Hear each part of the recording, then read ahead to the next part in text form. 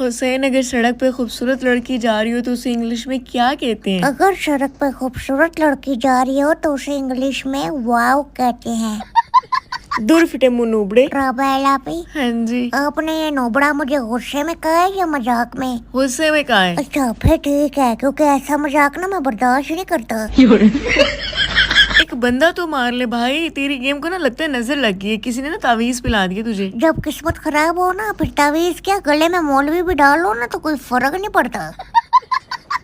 हाँ ये तो है, तभी तेरा सब काट के चली जाती है। आपको पता है हीरो रांझे की स्टोरी भी लंबी क्यों चली थी? क्यों चली थी? क्योंकि उस वक्त ब्लॉक का ऑप्शन नहीं था। भाई तू पबजी छोड़ के ना शादी कर ले। कितनी लड़कियां हैं, कोई है जो अपना नंबर दोगी? कब मेरी माँ को मेरी शादी की फिक्र होगी? बीवी घर का चिराग होती है, सोचो अगर ये चिराग चार हो तो कितनी रोशनी होगी।